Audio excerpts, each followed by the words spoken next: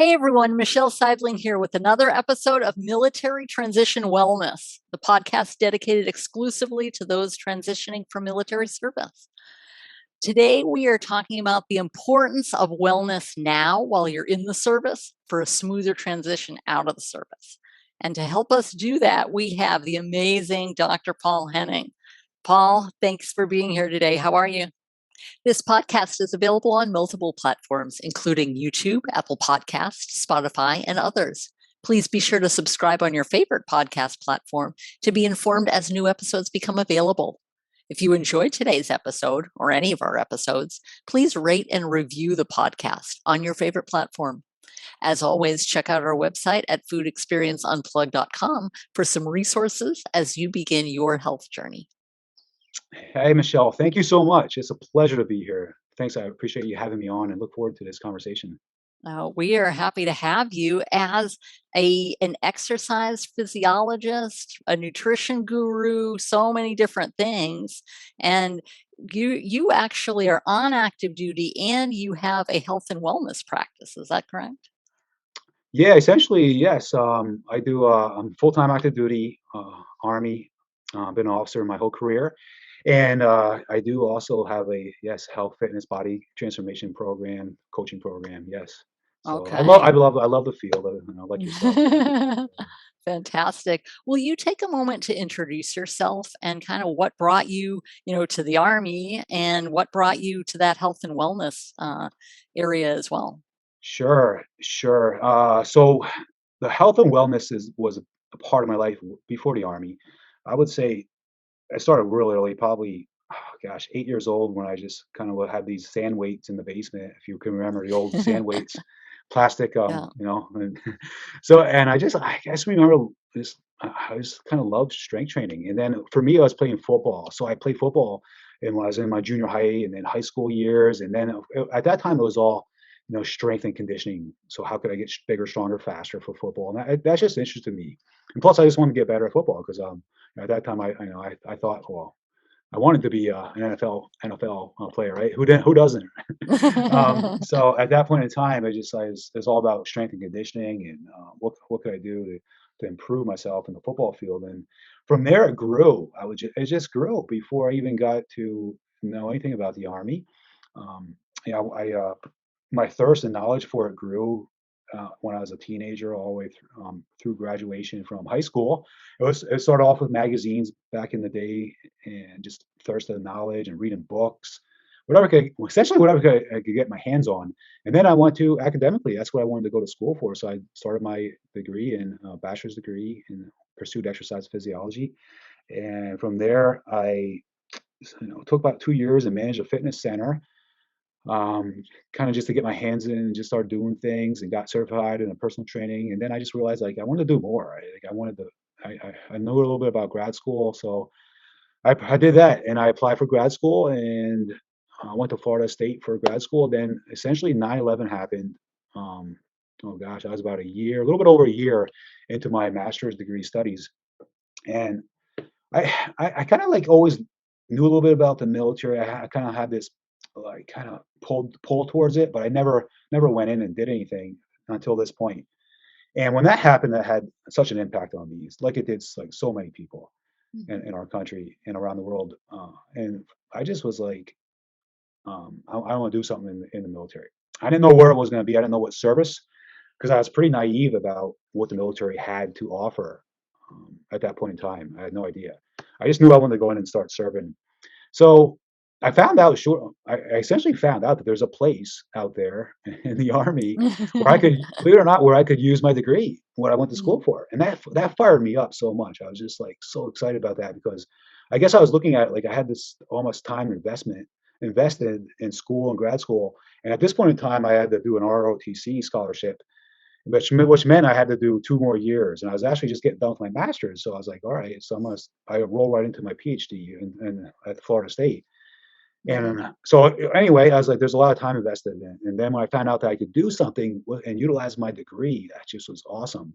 And so that was my pursuit of my military. I just wanted to do something originally to come serve, and then of course, when I knew I could utilize my degree, that was awesome. Um, so I went through ROTC program and got commissioned as an officer. And actually, there's a little story behind it, but I didn't get my PhD right away. I actually came up where I was 2 years after my scholarship. I had to go in and serve on active duty. So I did 4 years um, as a medical service corps officer, but I was in a field that wasn't utilizing my PhD because I didn't have it.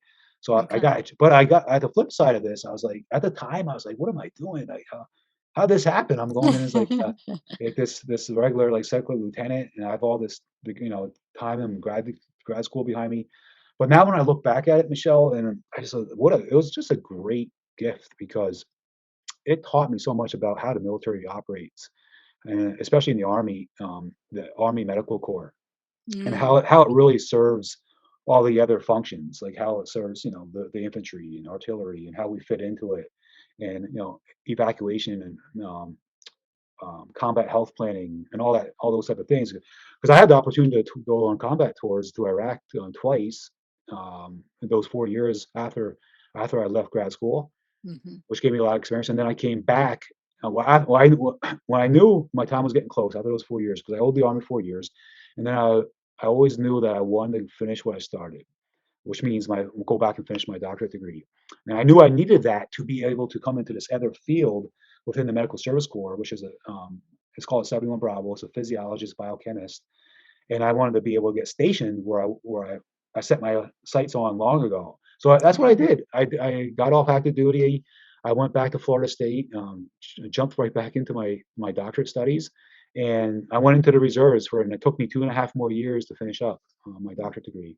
And then from there, I came right back on active duty, and I Okay. had the opportunity to work with where I went in a place called the Army Research Institute, Environmental Medicine in Natick, Massachusetts. Their mission is warfighter health and performance. So Mm. they do military performance, military nutrition, thermal and mountain medicine, and then also biophysics and biomedical modeling.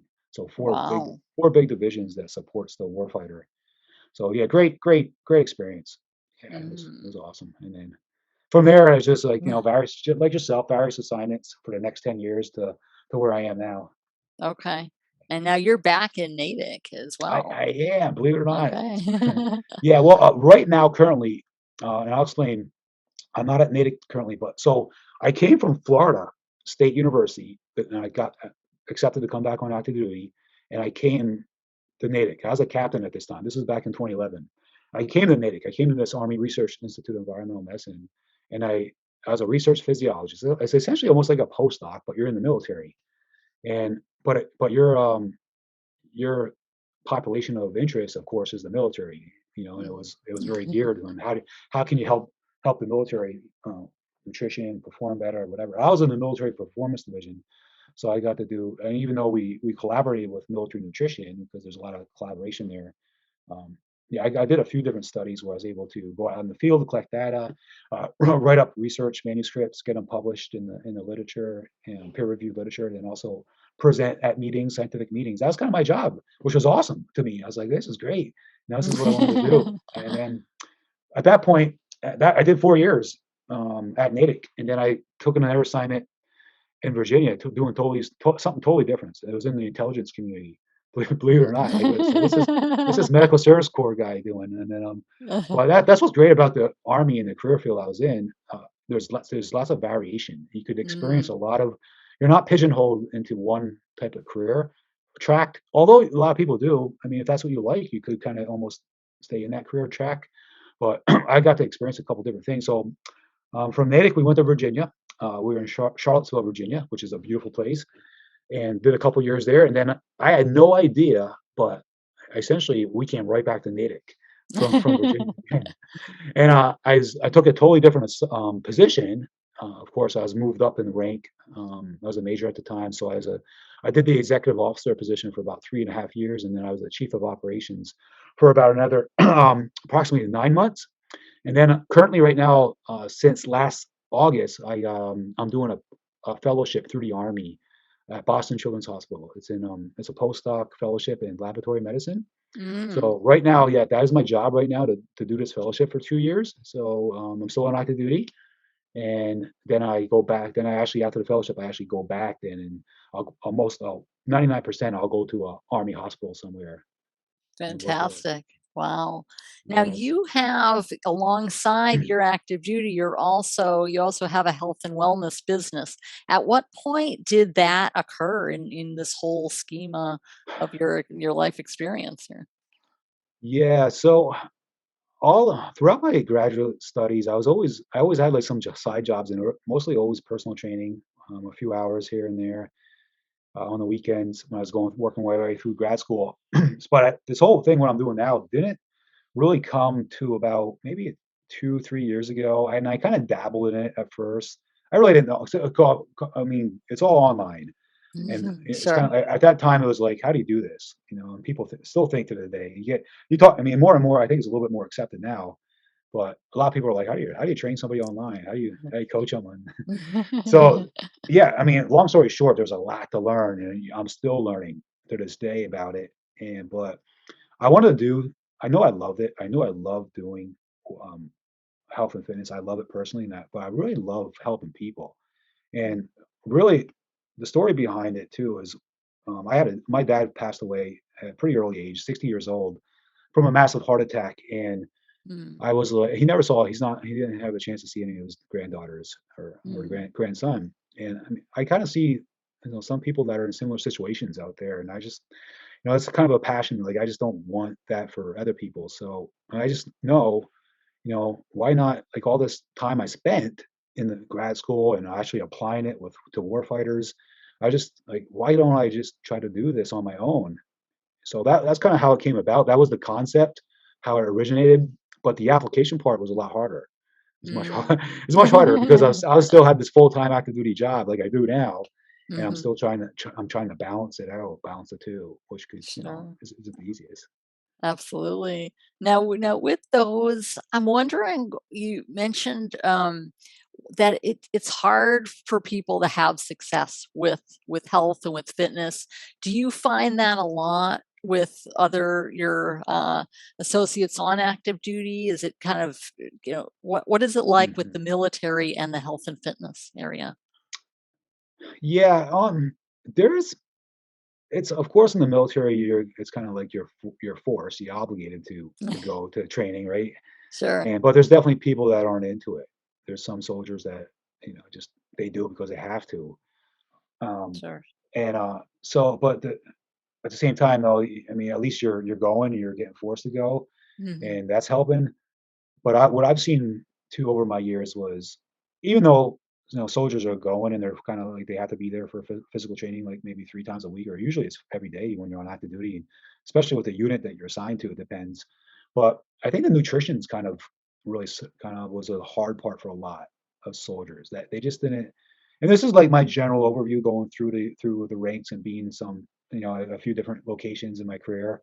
Mhm. And just like I just don't think they had the kind of like the education and really knew how to apply to nutrition. Even sometimes the training too. They did what they had to do, with Okay. their the physical training stuff, the running and the push-ups. And but now of course, the whole training's changing because the new PT test, the new Army physical training test, um, has changed, and now it's kind of they're teaching soldiers how to exercise differently to do well in this test. And so Okay. they're changing the whole mindset now with they're trying to. It's a work in progress. But yeah, that was I guess my take on soldiers overall. Even though they would go to PT, I would still see them like at the fast food places a lot and that kind of thing. So I think that was a missing link. Yeah, Yeah. definitely. Now, why is it so hard, do you think? I mean, you've got the, hey, yeah, you're forced to do PT, and but Yeah. those differences. Why, in your experience, why do you think that is? I just think it's a lot comes from how they were raised, how they grew up, and what they kind of got, what they became, what was habits for them as they even when they came in the military. And I mean, some of them changed. Some of them kind of like they grew on them. They're kind of like, or some people, whatever for whatever reason, some people aspired to be like, I want to really start concentrating on physical fitness and doing well in that. But then there's other ones that were still kind of in their ways, and I think it's from really, it's when you're raised a certain way and you go through this since you're a kid, through your teenage years and then into your late teens, early 20s, and whatever age you come into the army. that's a lot that stays with you, and it's not Mm, you don't change it overnight, sure. and like even that's what I mean. The military, I don't think I mean they're trying right now. They're doing a better job, but it wasn't there like, hey, this is exactly how you have to do better with your nutrition. This is how you need to eat. That part wasn't emphasized as much, even though they were kind of doing the physical training part. Okay. But I think it's changing a bit now. I think it's come a long way, and it's definitely improving. Okay. Yeah. And those with whom you work, and as far as clients with your health and wellness business, what what is their impetus? What is their motivation for working with you, for kind of changing their focus? I would say most of it is in a dire situation for the most part.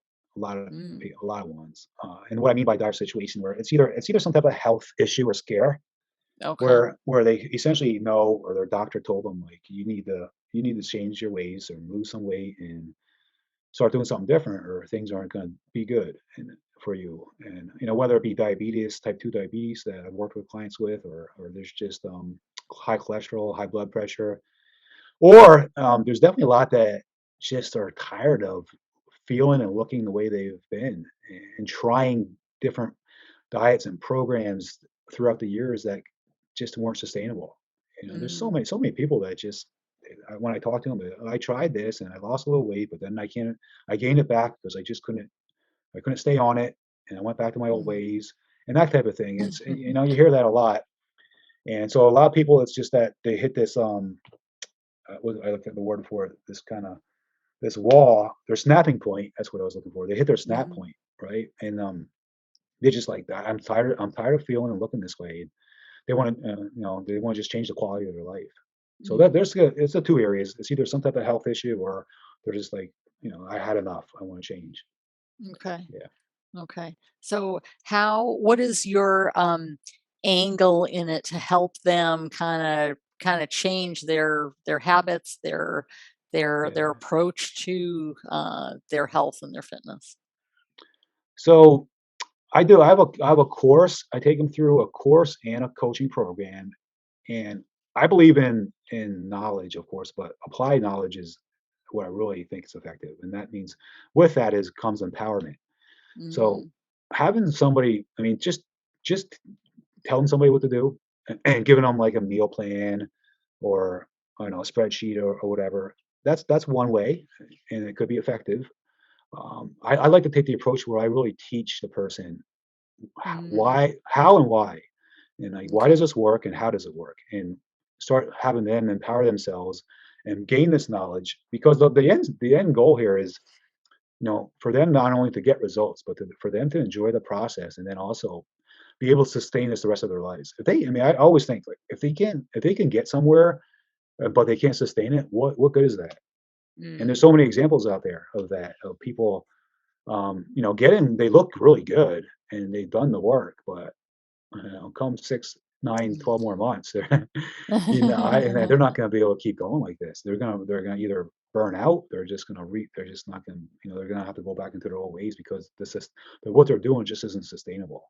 mm, Yeah, so that's okay. kind of like the approach I use, and it's teaching week by week, step by step, how to implement this methodology, and this these habits that kind of create, once they start doing them, they start become habits, and then they break Sure. their old habits, the ones that aren't so conducive, and it just goes step by step like that. Mm. Yeah. Okay. Now, but in addition to that personal, hey, I don't like the way I look anymore, or I don't like the way I feel. Do you notice a difference between those who focus on their health and those who don't, in terms of your service in the military? People within the service that are on active, do I Mhm. notice it? Yeah. Yeah, sure I do. There's definitely examples, and sadly, now the ones that don't, get into a position where, I mean, of course, the military just, if you can't pass your test, your physical test, or Mm, pass, certain parameters with your fitness and slash, whatever body weight, and but you gotta get on this profile. And Mm, then it's yeah. like then you're kind of under the spotlight, so to speak, where it's like then it's a lot more pressure on you. And I've seen people pull out of it, and but then I've also seen people like actually get kicked out, get chaptered out, unfortunately. Yeah. And so it's just being in the military. If you don't take it seriously, it's going to catch up with you, or your career in the military is going to get cut short Mhm. at some point. So yeah, unfortunately, I've seen it. I've seen those examples inside the military that people that just don't take it serious or don't for whatever reason. Some people have a harder time than others too. But then, Mm. it's just and that the help is there. It's just you just got to put in the work, the effort towards it. Okay. So Yeah. there are resources to help those who are, whether they go on profile or they're having different issues. They're to help them overcome that situation. Yes. Yeah. Yeah. Absolutely. Within the units, there's always like you got your NCOs and your the the soldiers, the senior soldiers that are going to help out with that person. And whether that means whatever, more a little bit more PT or technique training. I mean, now I say technique because the new test that we do with the six different events, there is some technique, whereas it was only three events in the past. So, but yeah, the resources are there. There's new now. There's like now the Army's equipped with um, dietitians. It's equipped with Okay. I was fortunate where I worked because if you got in the Sure. situation where I worked, you had so much help. There's RDs there. There's a whole nutrition division. There's Mm. you got all kinds of.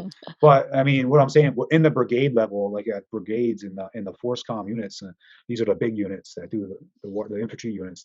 There are Sure. now physical therapists. There's dietitians that have access to that Okay. type of things. So yeah. Okay. And then of course they have you. So if they're in trouble, they just say, "Oh, go to Dr. Paul. He'll fix you up." Yeah, well, sure. I mean, when I was in the army, doing my I do have with my coaching business, which is separate from the army. I've had people that I've worked with in the past that they went their separate ways, but they've actually realized what I was doing, and they've worked with me. And I've had retired Navy SEALs work with me, so I do. It's great. I love to attract those type of people that have the trust me because I'm in the military, and I mean, whether they know me or not, I mean, at least you have that common bond, right? Because Mhm. when somebody's been in the military, they've been through a lot, they've been through some training, and there's always this common bond, typically. So, but then I've worked with people that totally have nothing to do with the military ever, so it's a mixture.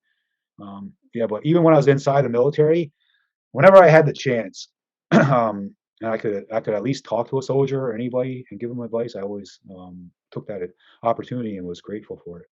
Mm, okay. Now, in addition to, the obvious physical benefits, what are you seeing in terms of those still on active duty, in terms of how focusing on their health affects them? So the ones that do with that, to me, I mean, to me, my philosophy is, if you're physically fit, you're mentally fit, and I mean, the quality of your life is typically better. I mean, that's kind of what I've seen. That's what I experience. And I think it's, when you are physically fit, there's a certain level of dedication and discipline you have to have, the day after day. I'm not saying every single day you got to exercise because I don't, I'm just saying like there's a discipline to watching what you eat, Mhm. making sure you're not out drinking too much with your friends. And there's a certain level of being aware and taking care of yourself. And I Sure. think I mean I know personally, and I definitely think from seeing other people that had that type of application towards their physical fitness and their health, it crossovers to other areas of their life. I mean, these guys or girls are top performers in their job, typically, on Mm. average. The ones that did really well in their fitness and focused on it, um, they were good. They were just good soldiers and good officers, and that's kind of what I saw. I mean, they were just productive. I would say did very Mhm. well. Yeah, Okay. yeah. Now, how does that focus, while they're in the military, help them as they're transitioning out? I don't know if, in your experience, for those who are either retiring or otherwise transitioning out of the military. Yeah, I think. I mean, again, I think it's a skill set that's what I call it a skill set when you take care of your health and fitness, and like I think it always crosses over. So you got a good work ethic. So if you have that going for you inside the military on active duty, and then you transition, whether it's retirement, whether it's you did your time in the military, you want to go and just do something else. From what I've seen, the people that transition out always when find out what they're doing or catch up with them, that a year or 2 years down the road, Mhm. whatever, they're always doing good. They're always in the next position, and they're moving up in their corporate, whatever they're in, whatever it is. Some go into business. Mm. I just see like there's a correlation. Essentially, is that as long as and most of them do. I guess I can't speak for everybody, but most of them keep those habits. What I mean by the habits, I mean the focusing on their physical fitness and then nutrition, watching what they do. They keep those habits when they transition out, most of them, Mm. and this just carries over. It's kind of what I see. It carries over, and it becomes very effective and very influential for their next career.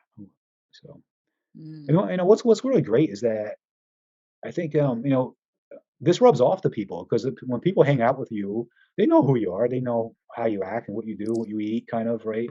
Sure. So, I mean, that's a great thing if you could positively influence somebody. Mhm. And I think that's a great thing that some of the military people can have that positive influence on others, which is really, really cool. Absolutely. Now, what is, I don't know if there's a secret sauce, so to speak, or what really works for people in what you're seeing in terms of their focus on their health, their focus on health and fitness, and whether they're in or they're transitioning out. What's really going to help them in the long term? What's going to help? You mean like staying focused on it? So, yeah, Is that kind of like what are you seeing? What really works for them as opposed to some yeah. short-term whatever that they're doing? Oh, okay. Um, I think so. The people I coach, there's a process called, finding your deep-seated reason why you want Okay. to change. And this is coming from an approach of maybe somebody that really needs a change, and they're like, I want to, for example, I want to be able to be there for my grandkids and play with them, right? Mm, And that's really important. It's an emotional, psychological reason. But then I don't know if I know how to explain it well. Even I'm a good example with this. I mean, there's people that find it way earlier in life, and it just carries with them their whole life. mm, Um, and that's me. I don't know. I mean, I just loved health and fitness, and I still do to this day. And that started essentially, 38 years ago. I guess puts my age on, puts a little perspective on my age right now. But I mean, this has been my life.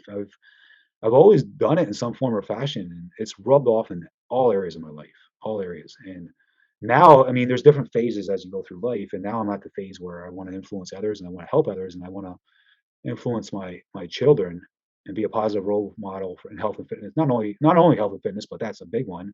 But sure. other areas of my life for my kids and my little kids who they're very young at this point in time. So yeah, some people I know I don't know if it's like they know that they want a family sometime down the road, and they want to just remain healthy I think it is that just some people just find that vision, so to speak, and then Mm, and then being physically fit, they just find that that's part of it. That's a part of that, and that was me, I guess. okay. You know, So yeah. did you kinda always have that vision of, whatever your future is, "Hey, I wanna be healthy for it." Yeah, yes. I mean, I love, and even to this day, I never feel like I know enough, and I mean, I always feel like I never get complacent. There's always more to learn, and that's what's awesome about this field because I've always loved learning about it and applying it. And then it was for me, it just was. I played football too, so that was part of helping with discipline. But I know for a fact that getting into that habit and discipline and dedication of getting up in the morning and whatever. Maybe I think I used to exercise before I went off to undergrad studies when I was commuting from undergrad, whatever it was. It was a part of my life, and it created a work ethic that rubbed off Mm, into my studies. Rubbed off in my academic studies. It rubbed off to when I had jobs and how I did perform in my jobs. So yeah, for me, it was always a part of it, as a part of who I am. And to this day, it will never leave me. It's part of, it just makes life so much better. That's why I mentioned earlier, the people that it's sad to see the people who's, I mean, even their whole life, like my own dad's life got cut early and missed so much. I mean, people's quality of life is really suffering, Mm, and and they're not that old actually, and their quality of life is suffering. Where the point where they, unfortunately, they're on medications and they can't move around as like they want to. mm. So yeah. Sure. And it's um, so those who have the vision, do you find that it's easier for them, both in the military and transitioning out versus maybe those who don't currently have a vision or maybe struggle with that aspect of health? Yeah, I do if they have, I mean, even if they don't know exactly what they want to do or whatever it is, if they have that backbone of or foundation of good health and fitness, and that carries over, and when they transition out, I think it just establishes, like I said, like it's just this work ethic and this desire to want, become more, and not give up and not settle. Sure. Yeah, I think, yeah. So it's just, for me, for what I see, the people, the soldiers, the males and females that have that work ethic and have that physical fitness, and when they transition out and they go do something else, it carries over to other areas of their life. It really does. Yeah, Fantastic. yeah. Now, what, for those, either just getting started or just kind of tuning into their health, what's the first step? What would you recommend as they begin their journey? So what I do, the first thing we do if somebody's just starting is I take them through a metabolic classification, and it's not invasive at all. It's just a questionnaire. It collects a lot of information on how they live their life up to this point. Like, basically a lot of history on nutrition, exercise, their sleep, their stress, what's their age, how they rate themselves. A lot of it's subjective, uh, and then essentially this gives us an idea of where we should start them. This particular person. It gives us like, okay, how much exercise and what type of exercise is right for this person right now, just to start just to start the process, because that's another area too that we will probably go off and talk about. I've seen so many people do the wrong type and the wrong amount, and Mm, too much of the wrong type of exercise, and end up burning out, end up spinning their wheels, mm, creating kind of like a catabolic environment because they're not matching that to nutrition. Essentially, they're under eating and over exercising, and it kills their metabolism. okay, I've seen it time and time again. So with this process, we know exactly where to start them, how to start doing the right type of exercise, the right amount, how it fits into their lifestyle. Like, what do they have access to? That's another important thing. Like, I can't, you can't send every single person to some gym and tell them like you have to, you can't. I mean, it's great. Some people love that and they have access to it, but some people just can't do it. Some people can't get there. sure. And then, so then it's example like, okay, what do you have at your home, or what can you get at your home? Whether it just be resistance bands or just a TRX to start out with, whatever it Yeah. is, and that's fine. We start them from where they're at right there, and then we start the process of. So that's kind of the whole starting process of, don't Mm, matter where somebody comes in, it's health history, it's history of what they've done, exactly how to start them, get them moving, and then we start teaching the basics of nutrition and how that applies, and essentially how to construct your meals, um, how to do, how meal prep works, how kitchen makeover works, fast delicious nutrition, and on and on. Then they start learning the process. sure. So yeah. Fantastic. Wow. Well, Paul, how can people get in contact with you? Yeah, so very easily, I'm on social media. You can find me on Facebook, LinkedIn, or Instagram. Paul Henning or Dr. Paul Henning. Paul Henning on Facebook, Dr. Paul Henning on LinkedIn and Instagram. I have a website. That's probably the easiest way too. You could just actually chat with me on the website. So it's www.drpaulhenningcoaching.com. So drpaulhenningcoaching.com. And or you can reach out me. My email's on there. There's a little chat thing. You can just start the chat process. So yeah, Okay. Fantastic. Well, I'm we not will far away. include all of those things in the show notes. And Yeah, Paul, it has been amazing. I love what you're doing for those on active duty, and I know that it really helps them as they transition out. So thank you for all that you're doing and absolutely. being on Yeah. here today. Yeah, thanks so much, Michelle. I really appreciate having me on here, and I love what you're doing too with this whole the podcast and the title of this whole podcast episodes, and I really appreciate that. So thank you.